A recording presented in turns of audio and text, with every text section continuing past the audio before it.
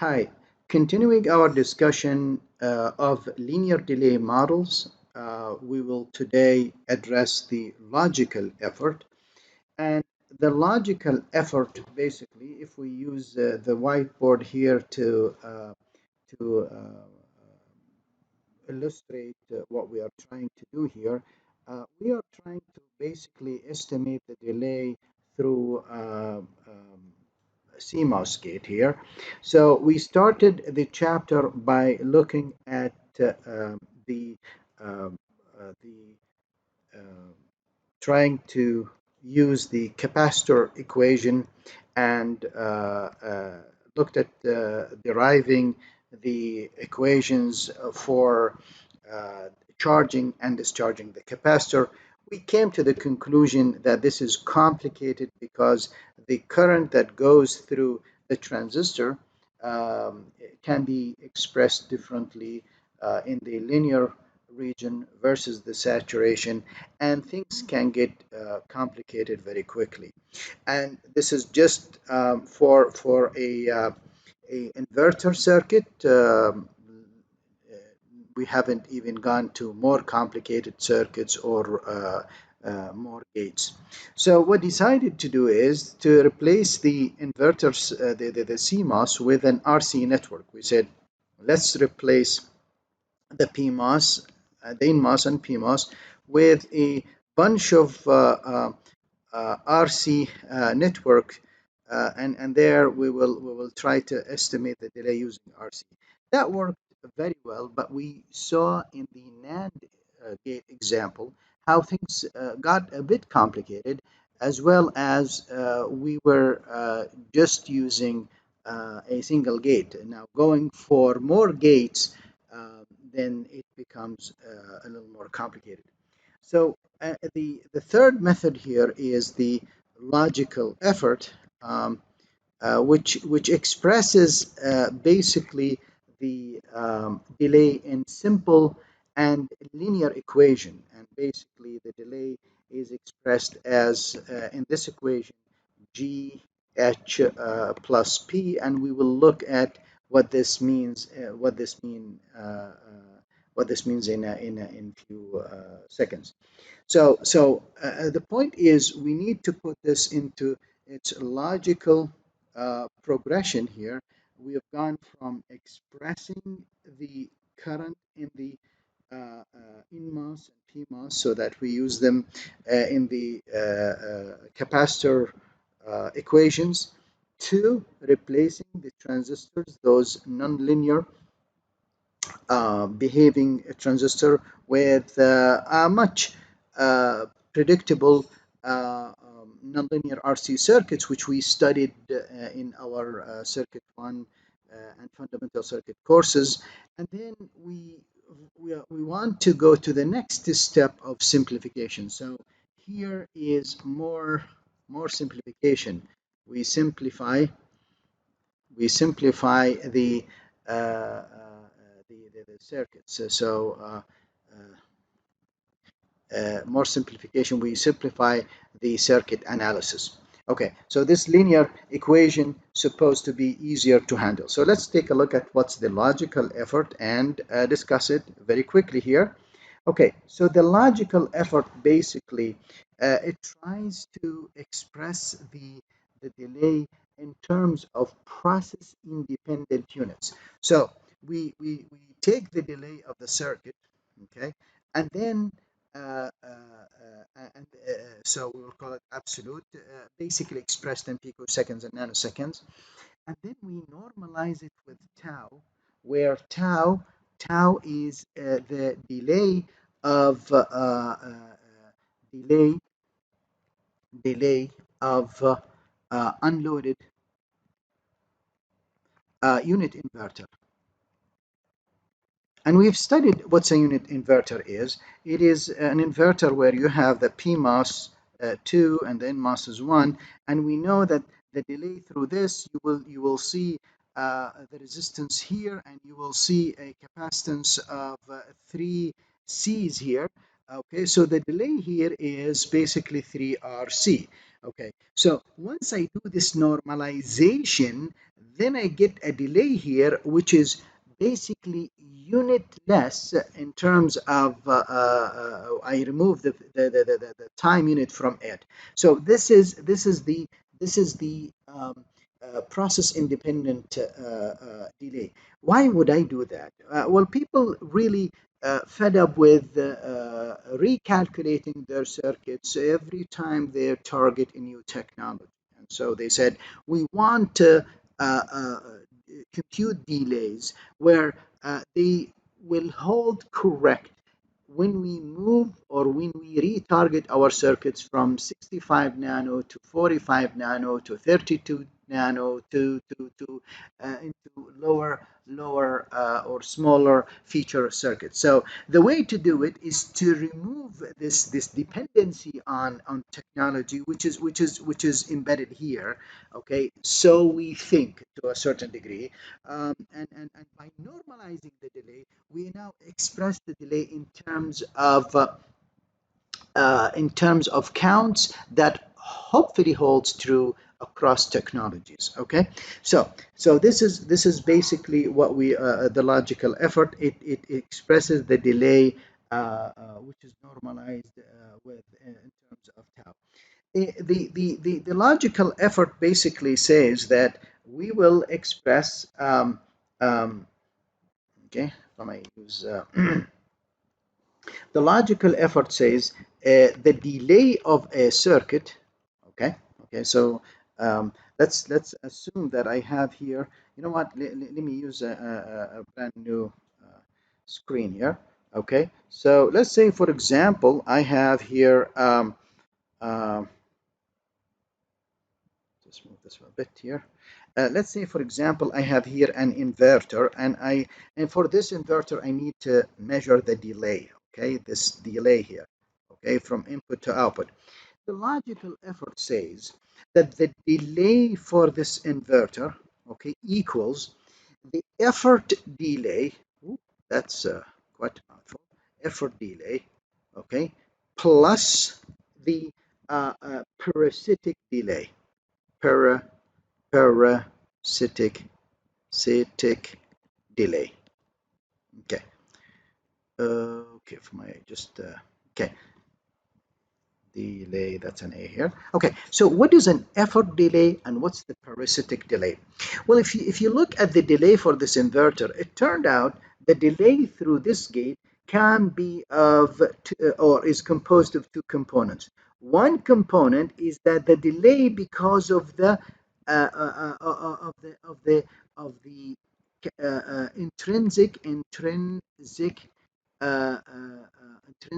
capacitance of the device itself. And this is basically when we talk about the diffusion for the source and drain capacitance. Those capacitances take delay to charge and discharge. We refer to this intrinsic or parasitic delay. The second component is the delay to charge and discharge this output capacitor here, not the capacitance of the device. So this output capacitance, to discharge it or charge it, we refer to it as the effort delay. Now, the effort delay composed of, we can say it is composed of the logical effort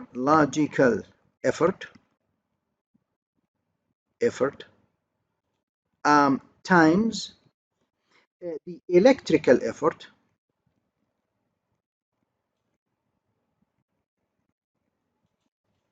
plus this component, which is the parasitic delay. And we refer to logical effort this as G, and to this electrical effort as H, and to this parasitic as P, and this one as F. Okay, so the delay here equal F plus P, which is equal to GH plus P. The logical effort, really, what it means, this one, what it means the gate ability or strength to drive current. Typically, the smaller this value, the stronger the gate is. The electrical effort, on the other hand, really, it tells me how large the output load is in terms or in relative to the gate itself. Okay, it measures the difficulty of the load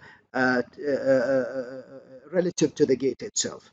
Okay, so if I express this equation in terms of symbols, so this is equal D equals F plus P. So this is the delay, this is the effort delay, this is the parasitic delay, which is equal G times H, the logical effort, times the electrical effort plus the parasitic delay. Okay, so now I'm ready to try to understand more about this, and we go back to the slide. But let's recap what we have said here. The delay, right, which is the unitless delay, equals to the ability of the gate to drive current expressed in G, the how large the load the gate is driving, okay, in terms of its own load, plus the parasitic delay. We refer to this as the effort delay, and this is as the parasitic delay, and that gives me the delay which is unitless. We use it in the computation of the logical effort. Let's go back to the slides here. Okay, so basically what we said, um,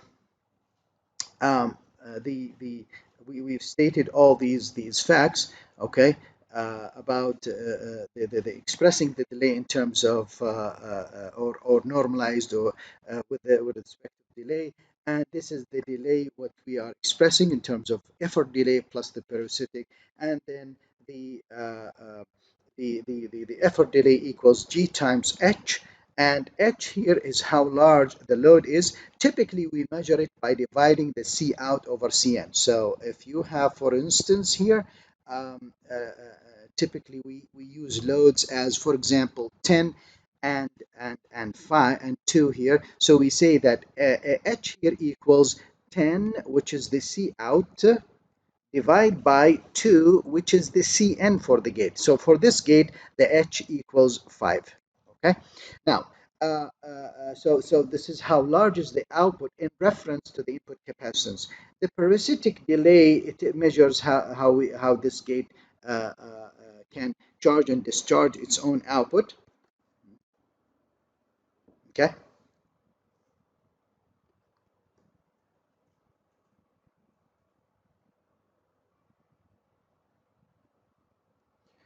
Okay, so we explained all of that, and for the electrical effort now, I'm sorry, for the logical effort, it tells the ability for the circuit to provide current. It measures the gate strength. This number, the smaller the number it is, the stronger the gate is, and the strongest of all to drive current is the inverter, and G for it equals 1. Okay, let's go for more definitions now. So basically, the delay here is expressed in terms of linear equation. Okay, so now if I plot the delay here versus H here, okay, all right. So notice when H becomes 0, I get the intrinsic delay, okay, so which is this one here. So I'm doing this plot for the inverter. You see the intrinsic delay for the inverter is 1, and the intrinsic delay for the two input NAND gate is 2. So I'm doing a plot here for the delay for the two input NAND gate and for the inverter. Why the intrinsic? Because when H equals 0, then delay equals intrinsic delay. Okay, so when H equals 0 here, which is the x-axis, you can see that the intrinsic delay for the two input NAND gate is 2, and for the inverter is 1. Now, as I increase H here, you will see the delay increases. Okay, it's a linear equation. Okay, and that linearity of the model makes this logical effort very attractive, because it's very simple to solve, very simple to understand. Okay, so here the delay is expressed as G times H plus P. We defined H as the ratio of the input the output load over the input load in terms of capacitance. Let's try to find out what's G and what's P. Okay, G is defined as the logical effort, and it is the ratio of the input capacitance of the gate to the input capacitance of a unit inverter, of an inverter delivering the same output current. And typically, we would like to make this be the unit inverter.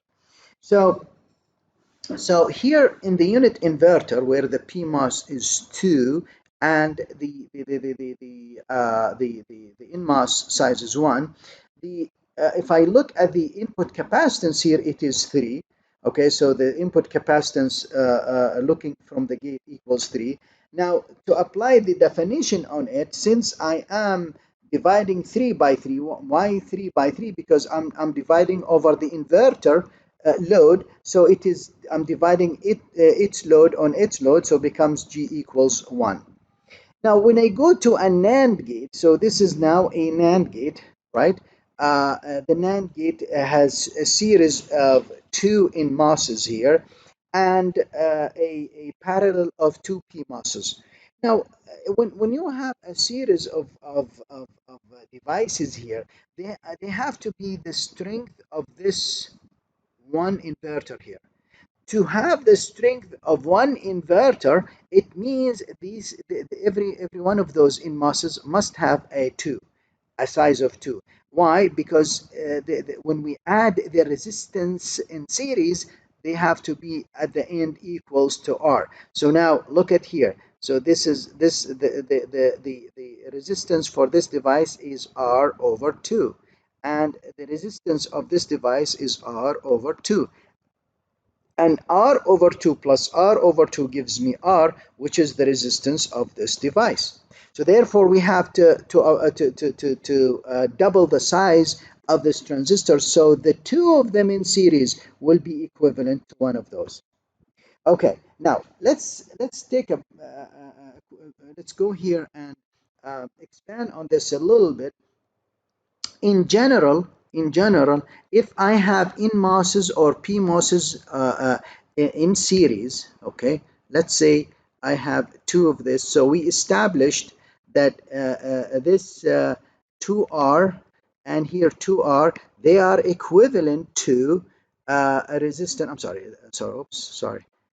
They are equivalent to a one device of 1.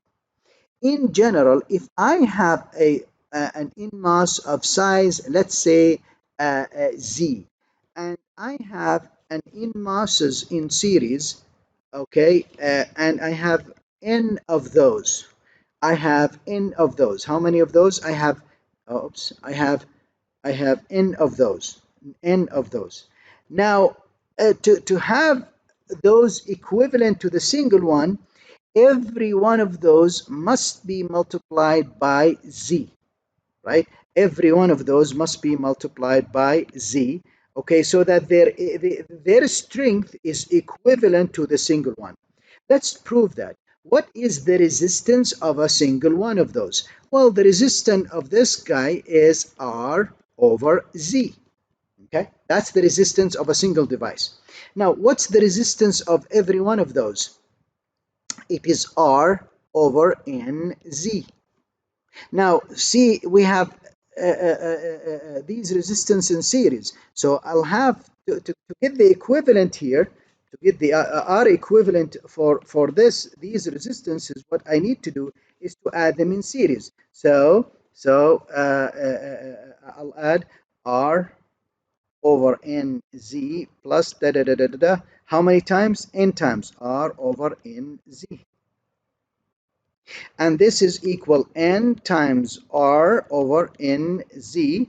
Cancel N with N and you get R over Z.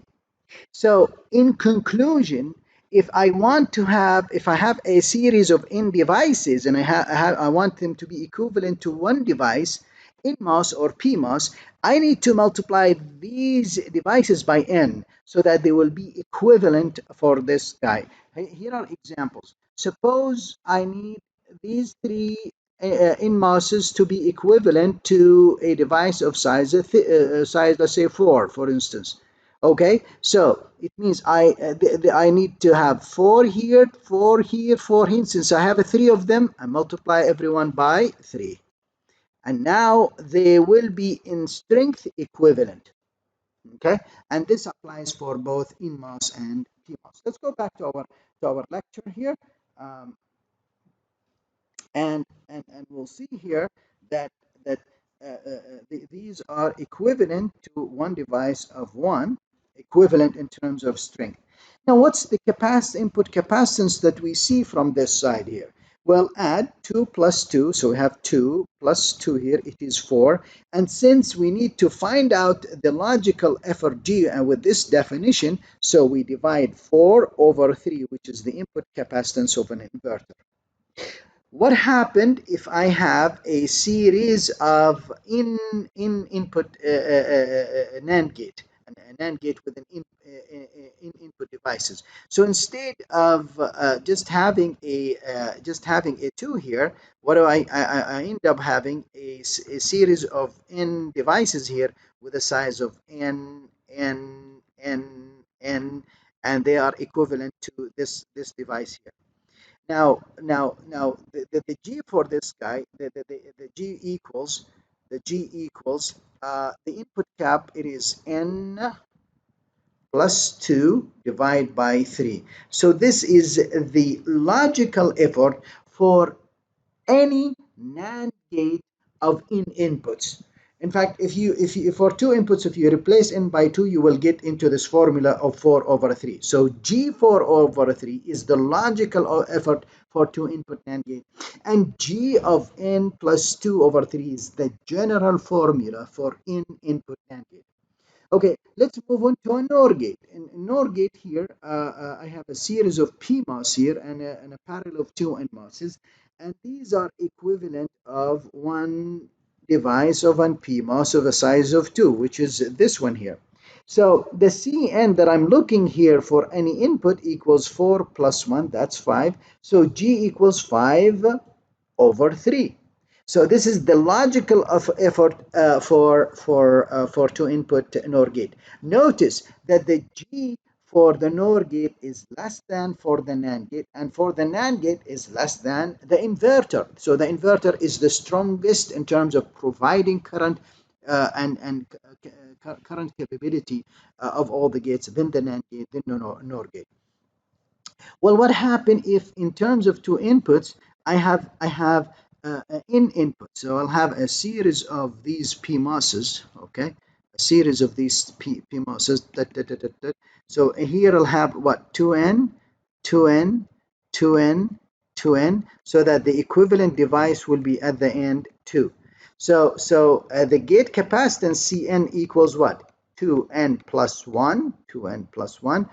Okay, and now to calculate the G equals 2n plus 1 over 3. So this is general formula of the logical effort for input NOR gate. So this is the inverter here, this is the NAND gate here, and this is the NOR gate right here. Okay, all right. So these are the equations for the logical effort. Now, here are so the logical effort for the inverter is 1. For NAND gate, 2 input 4 over 3, 3 input 5 over 3, in input n plus 2 over 3. For NOR gate, 2 input 5 over 3, 7 over 3 for 3 input. For in input, 2 plus 1 over 3, 2n plus 1 over 3. So we are going to focus on the inverter, NAND gate, and NOR gate in this course.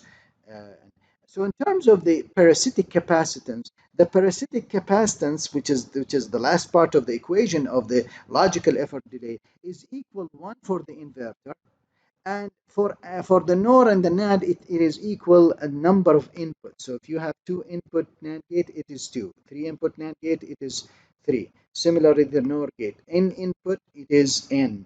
Okay, so that's the P, which is the intrinsic capacitance or parasitic delay of the gate.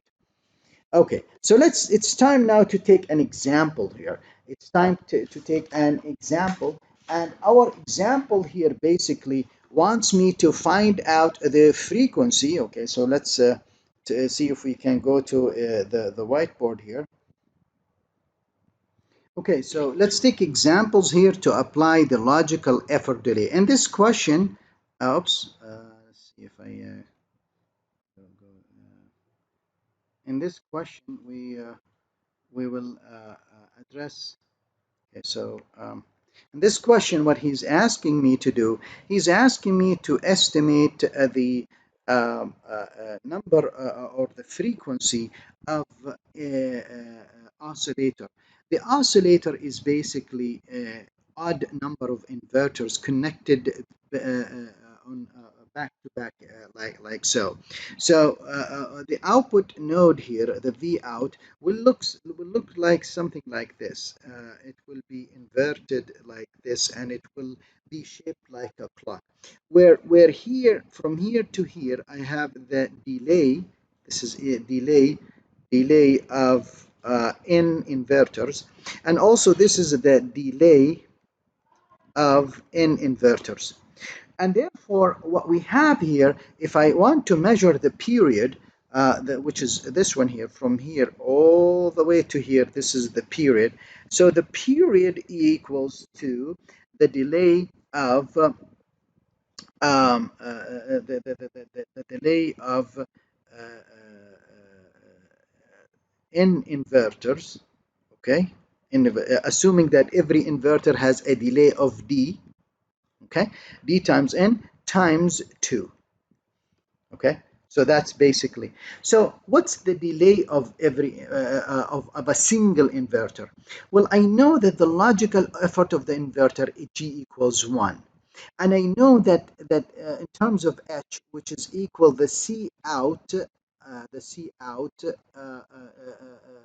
divided by the Cn, I have the gate load equals the same as my the input load of the inverter, because these inverters are identical. So therefore H equals 1, and P, which is the intrinsic delay for the inverter, is equal 1.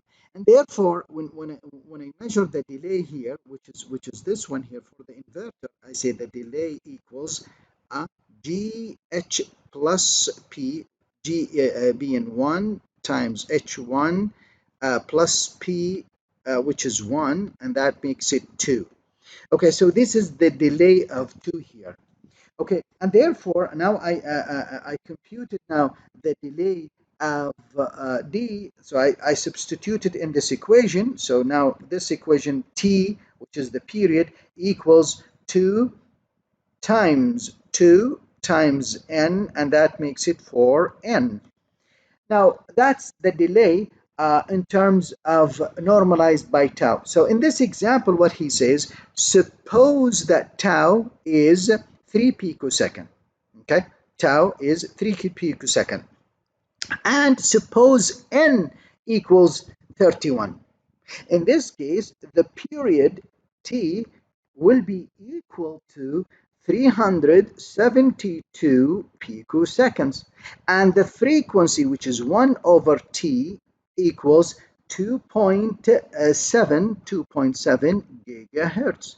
All of these are just simple substitution. Okay, so notice how I converted the delay here between t here, which is not expressed in terms of any picosecond, and t here, which is I expressed it in terms of tau, because he said assume tau equals 3 picoseconds. So I multiply this t over here, I multiply it by tau to get this t right here, which is 372 picosecond, and the frequency is the reciprocal. Another example here is this circuit here, where an inverter is driving 4 identical inverters. Again, the equation is D equals what? G times H plus P. Well, G for an inverter is 1. H, this inverter is driving 4 of its identical, so this is 4, plus the parasitic delay for an inverter equal 1. That is equal 5. So that is 5 what? Unitless. Then he comes and says, well, assume tau equals this and that. Well, that's easy. If I want to use tau equals it, so then the delay using the value tau is 5 times 3 picoseconds, assuming tau equals 3 picosecond. Okay, so that's basically, and this is equal 15 picoseconds. Okay, so this is the concept of computing a single delay, a single gate delay, and how we can use it to establish a computation of delays of without timing units, and then we can map it to any technology. So now I can change my mind here and use tau, for instance, as 60 picosecond, and then this delay using tau equals 60 picoseconds, and then that will be 60 times 3. I'm sorry, that would be 5. Whoops, sorry, 5. Let's delete.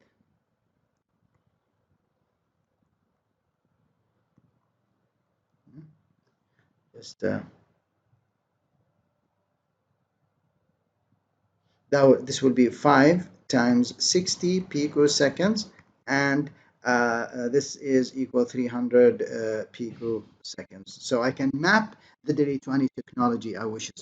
Next lecture, we will look at the path delay, since right in this lecture we looked at just a single stage delay and path delay in the next lecture. Thank you very much.